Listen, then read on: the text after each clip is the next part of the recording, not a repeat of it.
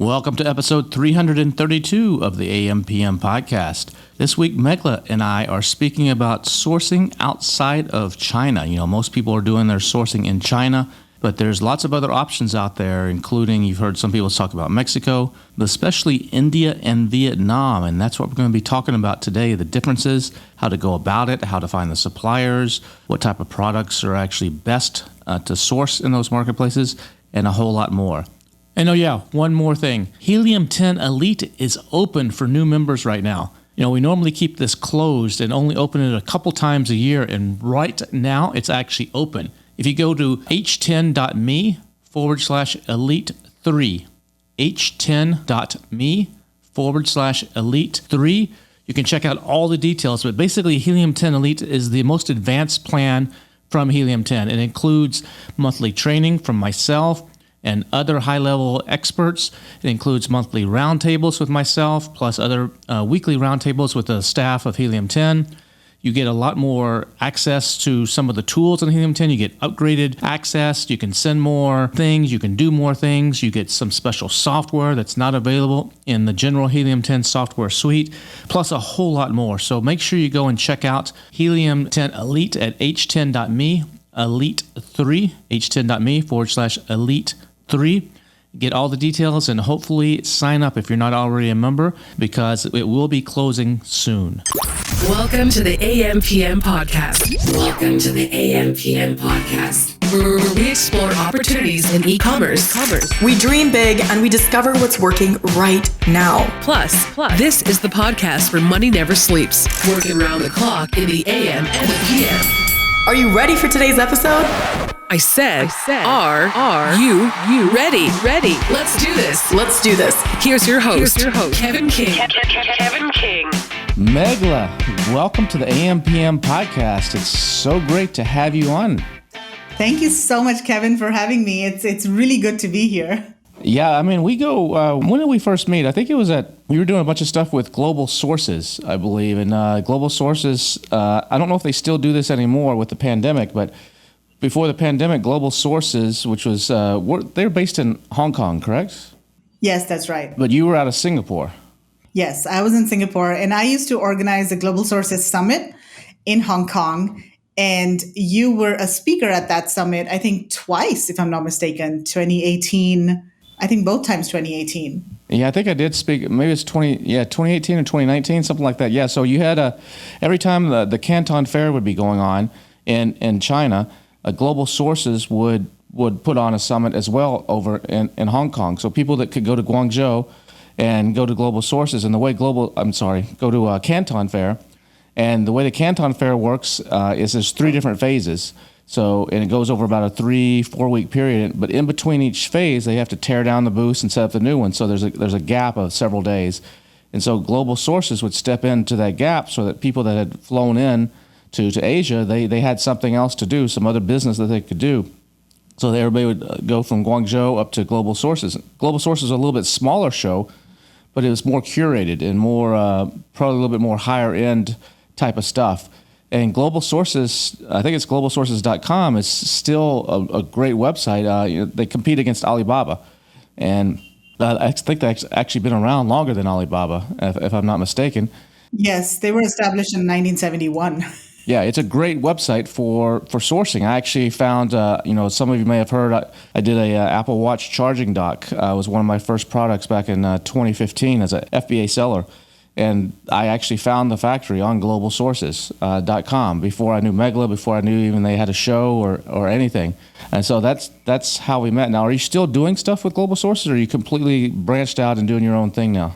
Yeah, I'm doing my own thing now. I used to freelance for them until the middle of last year, but yeah, not anymore. So what's it like working for a sourcing company? So working with Global Sources? Yeah. Well, with Global Sources was very interesting because I worked with them for 20 years and I had different roles throughout the year. So I started in India, where I was basically writing articles for their magazine on how products are manufactured. Then I moved to the Philippines because there was an editing team in the Philippines. Then I moved to China in 2006. And that was a very exciting period of my life. I was there for 10 years. I visited hundreds of factories, and we were writing about how products are manufactured in China. We were doing these research reports that were being sold for a few $100s to overseas importers, because not a lot of people had the confidence to travel to China at that time. So there was so much learning at Global Sources about how the supply chain works, what affects pricing and quality when products are manufactured, what really matters to buyers when they're sourcing products from Asia. So I got a really good perspective of both the buy side and also from, the supplier's perspective. So it's more educational stuff that you were writing, and then they were selling this to the bigger companies, or is it more a how-to or more of an audit of a factory? This is, when the internet the internet was around, but it wasn't as commonly used as it is now for sourcing. And like you said, a lot of people back in 2006, China hasn't always been the world's factory. This really started probably in the 90s is when it started, but it really took off around the mid 2004, 2005, 6 is when it really started ramping up, and they put a lot of effort into it. Before that is, a lot of things I know when I was a child, a lot of stuff said made in Taiwan or something. It didn't say made in China. And then China took that over. So these articles and stuff, were they, like I said, were they more educational, or were they more like audits of factories where people could say, oh, this is a good factory to go make my toys in, or what was it about? It was both. So these research reports had an overview of the industry in China. So, for example, kitchen appliances as an example. So maybe 20 pages of the report would have an overview of the manufacturing and exports of kitchen appliances in China, what kind of factories there are, what are the production hubs, what are the typical products that are available. And then there were about 10 or 15 company profiles of Global Sources advertisers that made these kinds of products. So it was a combination of both, okay, here's the information that you need, and then here are some factories that you can go contact as well. And this was aimed not at e-commerce sellers, because that wasn't a big thing back then. This was aimed at more of the bigger companies, right? Exactly. It was aimed at bigger companies, retailers, distributors, importers, anybody who was looking to source products from China. But of course, e-commerce sellers were not a thing at that time.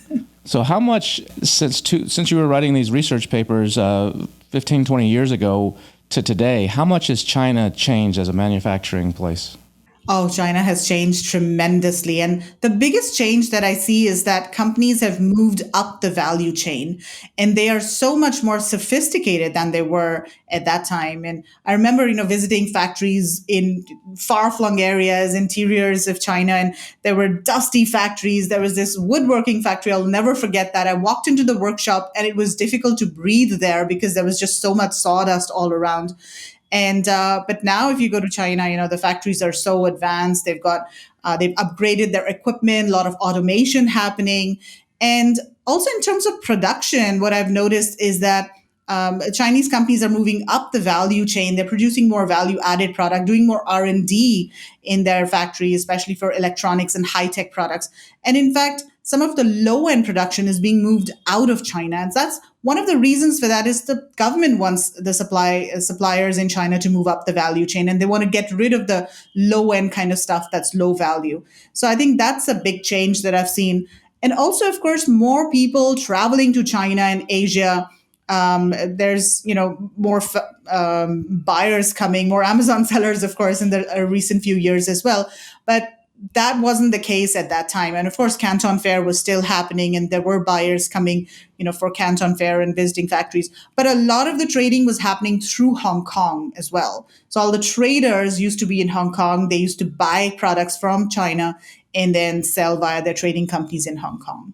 So if I was Sears or something, and I was sourcing some product in China, I would actually go through a trading company, most likely go through a trading company in Hong Kong that would facilitate the whole process. That's right. And even now, a lot of the buying houses or, the buying houses of the larger retailers are actually based in Hong Kong. So how is it that the factories in China, a lot of them, can manufacture in such small quantities? If I go to the United States, if I want to source something in the U.S. and I call up go to the Thomas directory or look at Google online or something, private manufacturer of whatever my product is, and I say, hey, I want to order 500 to 1,000 units of something. Most of them won't even return my phone call. But in China, you got people eager to actually do that. How is it that they can do that, or is it just a willingness to do that, or what is the difference there between manufacturing in Asia versus a lot of other places in the world? Well, a couple of things are happening. So in China, a lot of the factories are developing their own designs, right? So they have, let's say if they're making water bottles, they have a standard mold of a water bottle that they can, customize slightly for different buyers. So a lot of the suppliers in China do have these ODM products where they design the product themselves. They have the brands, they have the molds and everything. And then people just come and private label those products. But then if you do want to create your own mold, if you have a unique product that you would want to create from scratch, then the MOQs typically are higher. And then you also have, the mold cost involved as well. A lot of the molds in China, in fact, are public molds. So there are these companies that make molds. And then if you're a factory, you can go and rent the mold over there. Oh, really? So that's also one of the reasons that you can do that. And MOQs, of course, it varies from product to product, but a lot of times MOQs actually depend on the raw materials.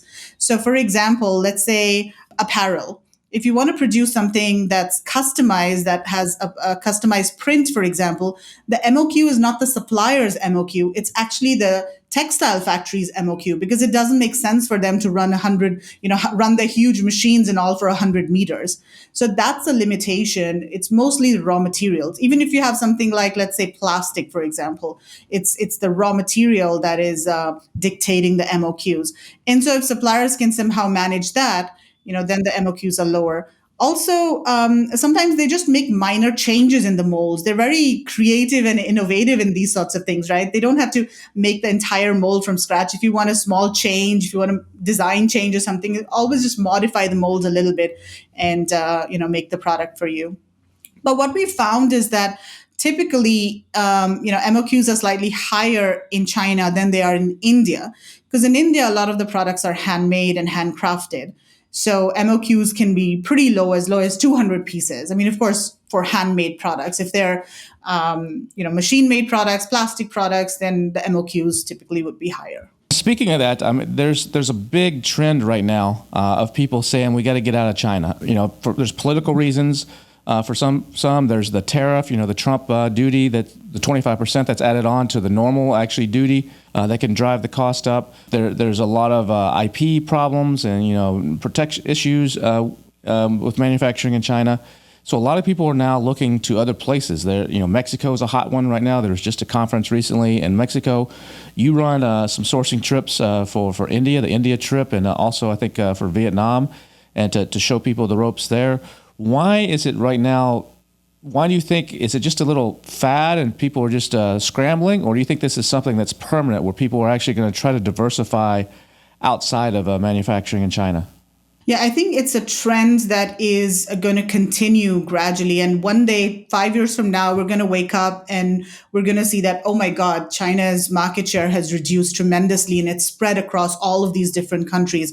Do you think it will, though? Because China, sorry to interrupt there, but China is so far along on the infrastructure. If a lot of these other countries, I have to babysit my product a lot more. Just getting an inspection company sometimes can be a little bit harder. Just getting, from point A to point B and just the whole logistics of the whole thing can be quite a bit more challenging, especially for someone who's not experienced in this. Do you think that these other countries are going to be, other manufacturing places are going to be able to catch up in a 5-year period, or is it going to take 20 years before they really are taking serious market share away from China? It's already happening, Kevin. Vietnam has overtaken China in furniture manufacturing. In 2020, Vietnam was the number one exporter of furniture in the world, and it was even bigger than China. I'll just throw some figures at you over here. So let's take furniture as an example. In 2016, Vietnam's market share was 8%. This is global export market share. And in 2022, it was 17%. And for China, in 2016, the market share for furniture was 64%. And in 2022, it has come down to 53%. So 10 percentage points down from 2016 to 2022, whereas Vietnam's market share has doubled. But isn't some of that, though, Chinese factories opening factories in Vietnam? So it's really still Chinese manufacturing behind it, but they're just going and opening it where there's cheaper labor. And so it's still kind of controlled by the Chinese manufacturing folks. Is that correct? in a lot of cases? Yes, that's absolutely correct. A lot of the factories in Vietnam are Chinese-backed factories. And in fact, that's what happened, 2 decades ago in China. There were a lot of Hong Kong companies that set up factories in China, Japanese companies, Korean. So there was a lot of foreign direct investment. But once that happens, once there is, foreign investment, there are factories set up by overseas companies, then that really helps develop the supply chains in that country. And then there's local manufacturers that also set up factories. And the same thing, we're seeing here in India as well, but it's at a slower pace. I mean, Vietnam, because it's closer to China, there's, manufacturing has investment from China, the Chinese has been significantly more than it is here in India. In fact, in India, there's a bit of a, tussle between India and China. It's a bit of a competition. So there's not a lot of Chinese companies investing here, but there are more Western companies that are investing in India in electronics and other fields. So yeah, you're absolutely right. There are a lot of Chinese factories in Vietnam. But regardless, I mean, it is boosting Vietnam's exports, right? It is boosting the economy. It is helping develop supply chains. Yeah, that's true. So in India, though, India is more known for, like you said, you can do smaller MOQs because it's more handmade. They don't have the sophistication, really. I mean, there's probably some factories that do, but the vast majority of the factories don't have the sophistication that China does. And so there's more of the handmade, more of the artsy types of things, more of the things made out of metal and things like that in India than something that's a little bit more complicated. Is that true? That's true to some extent. So for Amazon sellers, what we've seen is that these, home decor items, handicraft items are doing quite well because the MOQs are smaller. And those types of products do well on Amazon. For example, home decor that's, wooden home decor, a metal home decor, gift items, etc. Like something you see in Pier 1 or something in the US. Exactly. Yeah. Yes, those types of products. And but there are a lot of different factories that are, very high tech. And there's a lot of investment happening in electronics production in India. For example, mobile phone exports increased 75% in the financial year 2021-22. And of course, a lot of the exports is they are by bigger companies like Samsung and Apple setting up factories over here. So again, that's going to help develop the supply chain, electronic supply chain further. But there are also a lot of advanced apparel factories and textile mills that are set up in South India, for example. Another industry that's coming up really fast is toys. There are some big toy factories that are being set up in India that make, the regular plastic kind of toys, guns and dolls and action figures and things like that. So those are some of the high-tech factories that are coming up in India as well. And India has always been strong with eco-friendly products and products that are made of natural materials such as leather, cotton is pretty big from India. A lot of the, organic cotton, for example, especially is pretty well established, that industry. Yeah, India for a long time they've done a lot of, like you said, textiles, a lot of clothing and stuff. As some of the biggest brands in the world have been making clothes in India and Bangladesh and that region for quite some time. So it's only recently that it's really expanding out into, like you said, toys and all these other things. But the thing in India is still how is the infrastructure for getting something from the point of manufacture actually to the ports? That's one of the problems with Amazon in India is that you have all these different states and all these different rules and regulations with crossing lines and stuff. How is it with something that's in the middle of India, up near Delhi or something? That Delhi's nowhere near a port to get it to ships. So how is the logistics and infrastructure developing? So for exports, the infrastructure is pretty well established. I mean, yes, the ports may not be very, automated or as efficient as they are in China. But in terms of, crossing states, there's no issue with exports. I think what you're referring to is selling domestically in different states because there's GST and this and that and everything. Each state has their own rules, when products are sold there. But for exports, it's not a problem at all. There are, in fact, there are dry ports in Delhi and other northern cities where production happens. And then, the customs clearance and all is done at those dry ports. And then there are bonded rails or the containers are sealed at those dry ports, and then they are sent directly to the seaports. There are two major seaports. One is Mumbai and one is Mundra in Gujarat, which is, both of them are on the west coast of India. And so it takes about maybe around 2 days from the north of India to these seaports. Wait. I've been in India, and I've been on those a few times, and I've been on those roads. 2 days. Yeah. I mean, I think the max speed is about 30, 40 miles an hour, and there's everything and anything on those roads, from animals to people to motorcycles to. It's one of the most colorful places to be, and they can get there in 2 days. By train. Okay, By all train. right, there we go. Yes. Okay, all right, Not by there we road, go. yeah. And the trucks, Yes. and I was like, So think of the there's bonded trucks rail. are the lorries are much smaller than like what we are used to in the U.S. too. But they're cool. They're all colorful. Everybody, the drivers decorate the cabs and everything, and put horns on them and different kinds of music. And it's if you've never been to India, I highly suggest it. For a lot of people from the West, it's a love or hate place. But it grows on you.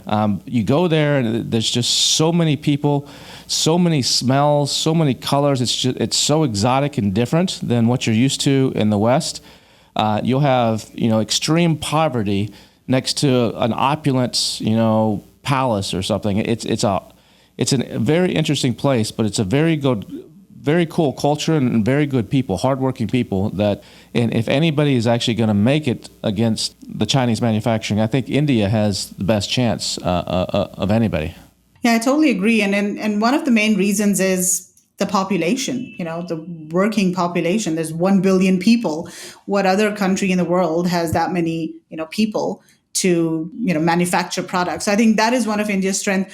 But of course, I feel that politicians are holding India back.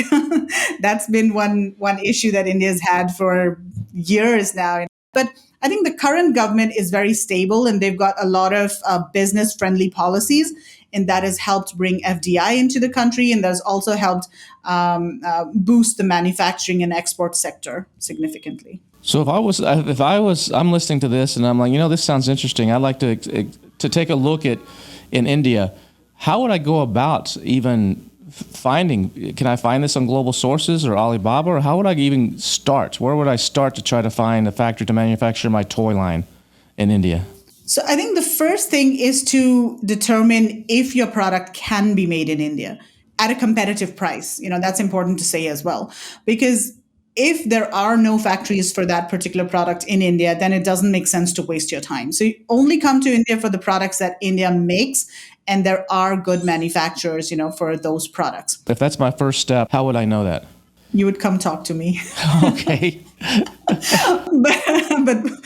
but basically, you're looking at products that are made from natural materials are really good from India. There's cotton products. There's leather, ceramic, wood, metal. If you're looking for anything that's electronic or plastic injection, chances are you'll find it better and cheaper in China. Or Vietnam actually. So if you are looking for these natural materials, then come to India. So there are different ways to find suppliers. And the first thing that you could do is go to any of these B2B websites. So for example, Global Sources, Alibaba, my own website, indiasourcing.net. There are, manufacturers. But of course, Global Sources and Alibaba, they have a lot of Chinese suppliers. About 95% of suppliers there will be Chinese.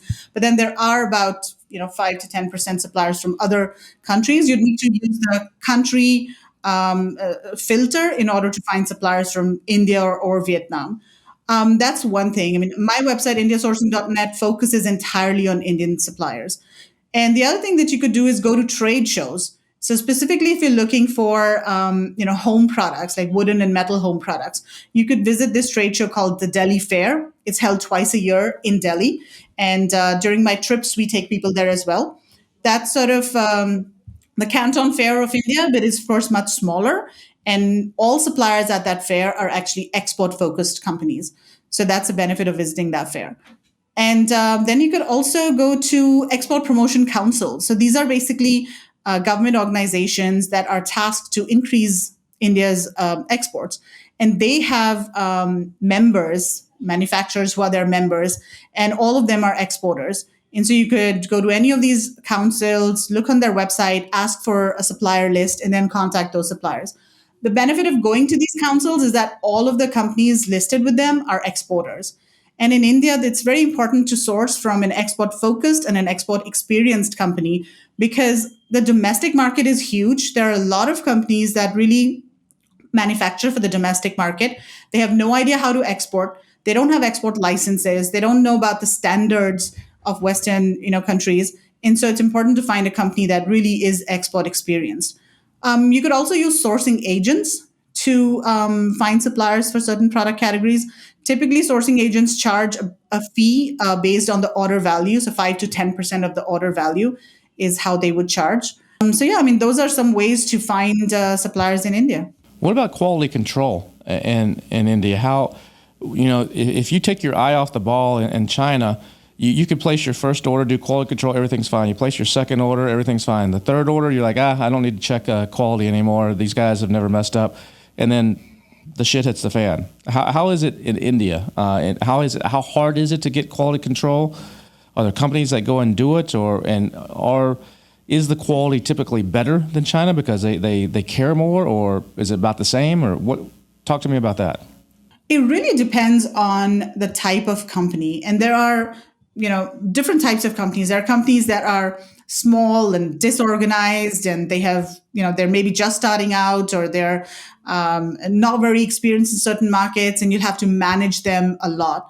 At the same time, there are companies that are pretty well established. They've got a lot of experience. They know what can go wrong and they, manage quality well. So I definitely do not take your eye off the product. You have to manage quality for every order. I totally know what you're saying. There's quality fade that happens in China where the first order is perfect and then fifth order, it's like things go bad. But the same can happen in India as well. So whenever you do an order, whether it's your first or your sixth, always do pre-shipment inspections. If it's a big order, then we also suggest doing, midline inspections. But again, it really depends on the supplier and, how much focus they have on quality. Are there companies that will go and do this for you? Are there QC, Yes. just like in China? Okay. Just like in China. And some of the companies in China also have offices in India. So Asia Inspection, V-Trust. But the one that we recommend is RSJ Inspection. They're an India-based company. They have more reach in India and they're a bit more cost effective than the others. I mean, there's a lot of really talented artists in India. I mean, I've been in India a few times. I've bought some really cool stuff, the art pieces. And, if you look at some place like Bali, like in Ubud or something, where there's like all these little, this has changed a little bit in recent years, but there's these little villages that this one specializes in this kind of painting, this one specializes in furniture.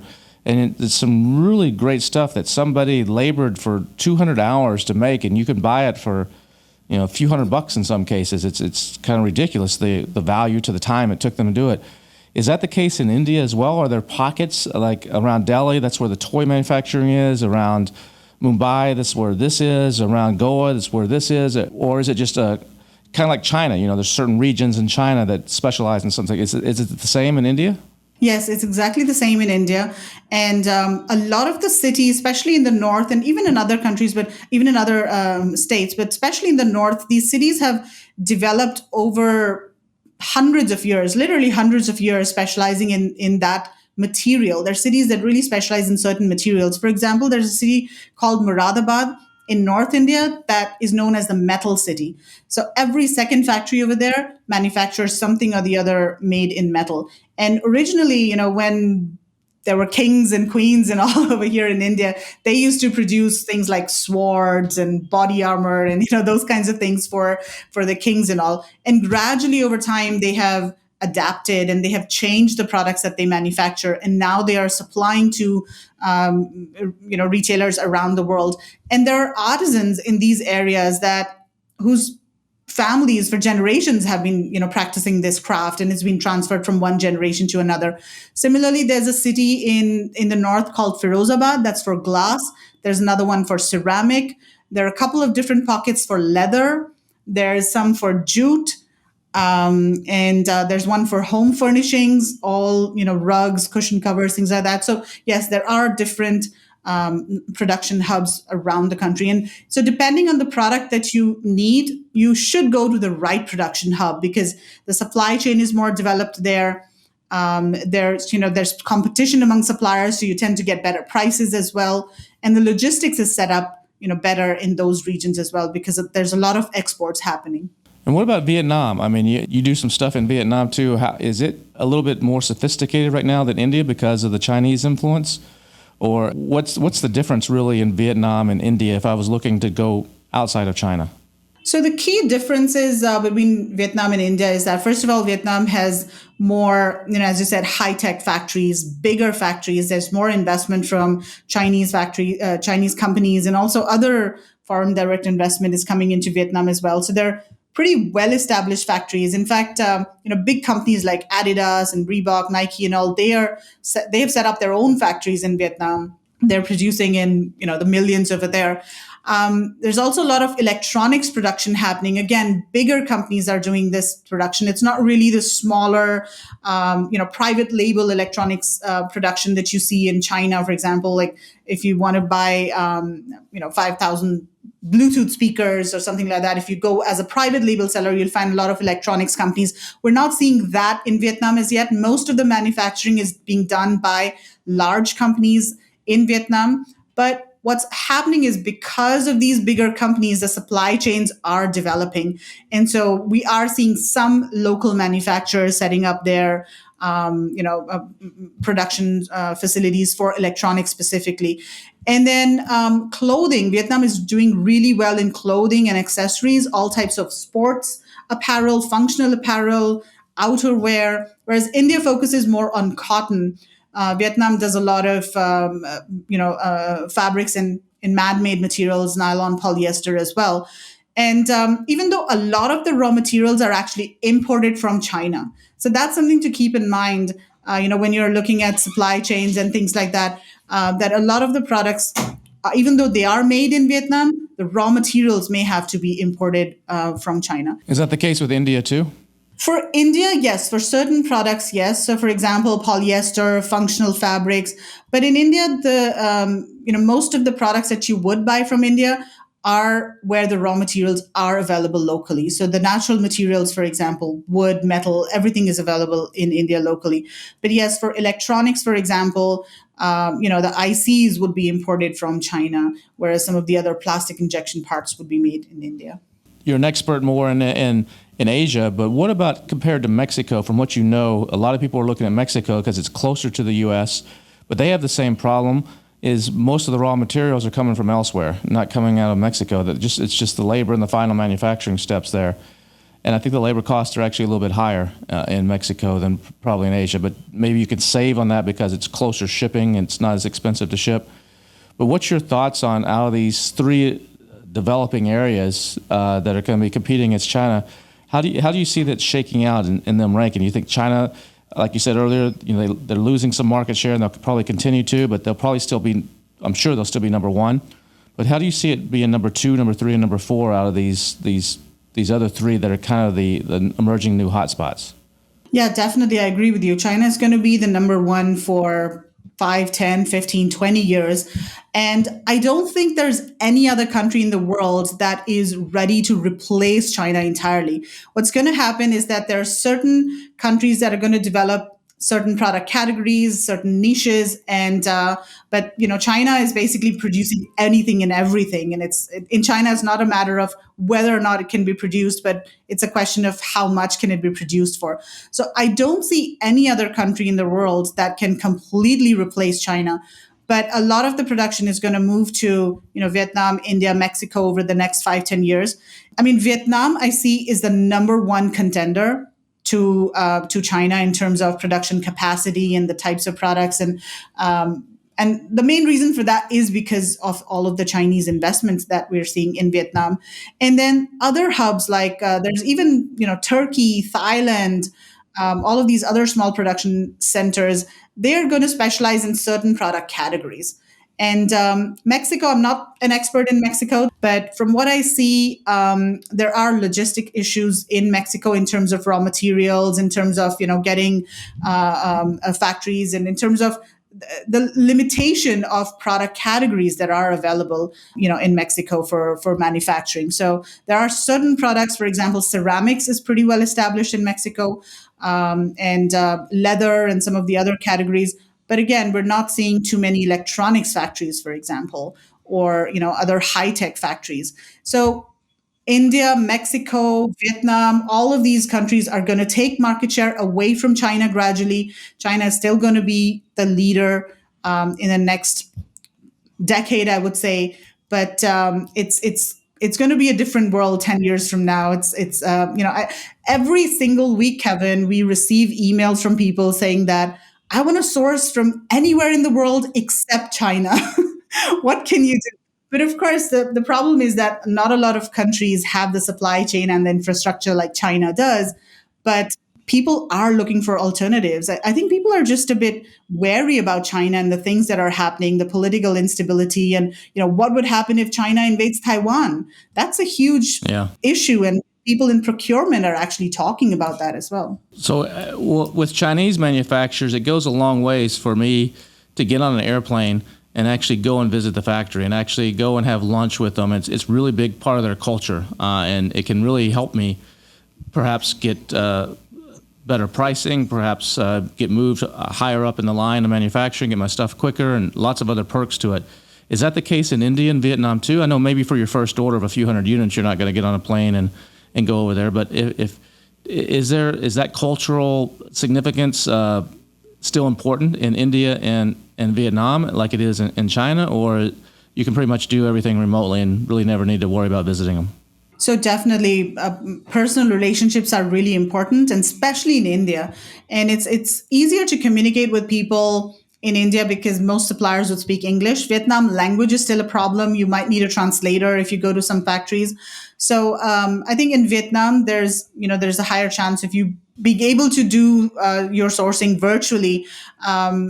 But India, if you want to place orders, if you want to increase your production, sourcing from India, it's essential to visit the country because Indians value relationships a lot. And when you visit the factory, when you see them, when you shake their hand and have a meal with them, then that really helps build a relationship, and you get better terms, you get better priority, your orders get priority. So, but in Vietnam too, what we found is that if you go visit the factory, then it shows to them that yes, you're a serious buyer. You're here, you've spent the time and effort and money to visit the factory over here, so you're a serious buyer. So whether you're sourcing from India or Vietnam, China, we strongly recommend visiting the factory. And that also gives you an idea of what the setup is like, and what potential issues you might face moving forward, what the actual capabilities of the supplier are. So tell me, I know you do a couple trips. I know you have the India trip, and I think you're organizing one for Vietnam as well. Is that correct? Yes, that's right. So what happens if I decide to go on one of these trips? What's the experience like? What are we going to be doing? So these trips are amazing. Of course, I have to say that. But these are 8-day trips where the focus of these trips is basically to teach people how sourcing in the country works, and how what sort of cultural differences there are in those countries, and how to manage things like logistics, and how to vet suppliers, how to talk to suppliers. So there's a lot of focus on education, on teaching people best practices in terms of sourcing from those countries. Then we do a lot of sourcing as well. So in India, we visit a trade show, the Delhi Fair that I just mentioned, and we spend 3 days at the trade fair, meeting suppliers and seeing lots of hundreds of products at the same time. I think that's very advantageous. It really speeds up the sourcing process as compared to doing the same thing online. And we also have a lot of e-commerce coaches that accompany the group. So in case you're not sure of what products to sell, or if you're a total newbie, there is support for that as well. And whereas in Vietnam, we're not really going to visit a trade show. There is a trade show that we're visiting, but it's a much smaller trade show. So we're only going to be spending 1 day at the trade show. And we're mostly focusing on visiting factories. So we're going to 3 different cities. We'll start in Hanoi, then we go to Da Nang, and then to Ho Chi Minh City. And across the 3 cities, we're going to be visiting about 10 factories manufacturing different kinds of products. And the whole idea is to give people a peek into how manufacturing is done and to introduce them to suppliers, of the products that they're interested in. And then, of course, we also go to this trade show that, in fact, Global Sources is organizing in Vietnam. It's an export-focused trade show, and there'll be about 500 or so suppliers there. It's pretty small. In fact, most of the trade shows in Vietnam are quite small. And so that's the second aspect of these trips, the actual sourcing part. And then the third aspect is cultural experiences. So in India, we go to Taj Mahal, which is one of the seven wonders of the world. We do a Bollywood night where you can dress up in Indian clothes and dance to Bollywood tunes. There's, of course, a lot of experience in terms of the food because there's a lot of different varieties of food available in India, and we try to give people that experience as well. In Vietnam, we're going to be spending one night on a boat. It's a junk boat in Ha Long Bay, very picturesque, scenic area. And then we're also going to go to this small market called Hoi An, where there are a lot of different arts and crafts and smaller artisan kind of shops that produce products that are maybe made of rattan or wood or hand carved and leather, things like that. So that's sort of a cultural experience as well. So those are the three things that we try to focus on these sourcing trips. Hey, you mentioned some of those cities, and they're all ringing bells to me. Da Nang, I actually bought some marble statues of lions there when I was in Vietnam 10, 15 years ago. And in Hanoi, Hoi An, which is a cool little city right on a river and stuff. I had clothes made. There you can take in any outfit you want, a suit, a dress, whatever you saw in a magazine, and take it into these tailors and say, I want this made for me. And within a day or two, they will do it. I had to do like 4 fittings or something like that, so that they started working on it, and I went at like 10 o'clock at night and did a fitting, and then the next morning at like 8, and again at like 1, and then the final one like at 7 or 8 that night, and they totally customized this clothing for me, which was really cool. It's a really cool experience. Yeah, they also do shoes. Leather shoes if you wanted to get those done. Oh, do they? Yeah. I just did clothing back then, but it was cool. So these trips are kind of a mix of pleasure sightseeing with business. That's right. Yes, and it's a good balance. It's there's about 20% of the trips are culture and experiences, but most of it is information. So in Vietnam, for example, we'll do one half-day conference when we arrive. But then there's information sessions that are done throughout the trip. So maybe, an hour before dinner or half an hour before sightseeing on a particular day, we'll get together in a room and we'll have some coaches. We have sourcing experts. The other thing that we do in these trips is we get together all of the sourcing service providers. So whether they're sourcing agencies, logistics, quality control, packaging companies, lawyer, any type of service provider that you might need to source from these countries, we get them together under one roof. And so on the India trip, for example, we do a full day conference, and all of these service providers are there with little booths at the back of the room, and you can go talk to them and build relationships with them as well. Now, how many people are typically on one of these trips? So typically we get around 30 to 40 people on a trip. And the last trip that we did in October, because it was after the pandemic and there was a lot of, sort of pent up demand, we had almost 70 people. Wow. But typically 30 to 50, that's sort of the number. The one that we're doing in March next month, we've got about 30 people or so. And that's an India trip or a Vietnam trip? India trip, yeah. The India trip is in March. The dates are March 13th to the 20th. And then Vietnam is April 19th to the 28th. And you need to allow time if you're thinking about going on one of these to get an actual visa, because most Western countries actually require a visa in advance to actually go to Vietnam and India. So that's an important thing to keep in mind as well. Yeah, but visa takes 2 days maximum. It's an online process. It's an online visa, and you don't have to give your passport. You don't have to go anywhere. Just submit the form online, and they give you an e. Last couple times I went, I had to get it's like a 10-year visa that actually for India that actually goes in your passport. They're not doing that anymore. Now it's an online process. They're not doing that anymore. Now it's online, and they give you a 1-year visa, 1-year multiple entry. Okay, that's much better. Much better. So if I wanted to find out about this, how would I find out more about these trips? So for India trip, you can go to indiasourcingtrip.com and Vietnam trip is vietnamsourcingtrip.com. Very straightforward, easy to remember. And the one thing that I wanted to also mention is that we've got a special offer going on for the India trip. If you want to share a room with another attendee or a business partner or maybe a friend, you can do that. And there's a $1,500 discount on the room sharing option. So typically the price for a single room is 5,500 and then double room is 5,000.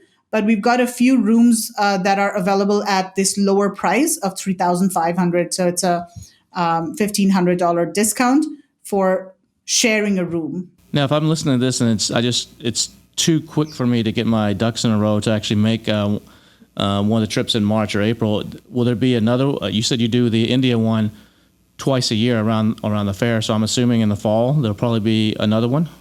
Yes, the next one is going to be in October. And Vietnam is currently it's a once a year trip, so we'll probably do it next March or April 2024. Awesome. Well, Meghla, I really appreciate you coming on today and sharing some tips and ideas about looking at alternative sourcing outside of China. This has been great. If people just want to reach out to you to get to pick your brain or to maybe use you to help them with some sourcing remotely from their country, how would they do that? So they can reach out to me on Messenger. Just search for me, Meghla Bhardwaj on Facebook, Meghla. And then Bhardwaj is Bhardwaj. We also have a Facebook group, Sourcing from India, so you could join that as well. Awesome. Well, really appreciate your time today, and I look forward to seeing you at somewhere here in the near future. Yes, thank you so much, Kevin, for inviting me here. And I look forward to seeing you in India or Vietnam. Yeah, you never know. You never know. Take care. Thanks a lot, Kevin. Bye. The world is a changing place, and more manufacturing is going to be done outside of China, whether that's locally in your own country or places like Mexico or Turkey or India or Vietnam. And it's a great time to actually explore those options for you if you haven't yet. It may make sense right now, or it may make sense to wait, but there's lots of great options, and hopefully this episode has helped you shed some light on how to go about that and what some of those options may be. Look forward to seeing you again next week for another episode of the AM/PM podcast. But before we go, as usual, I got your nugget of the week. If you don't make time for your wellness, you must make time for your illness. If you don't make time for your wellness, you must make time for your illness. Have a great week. We'll see you next time.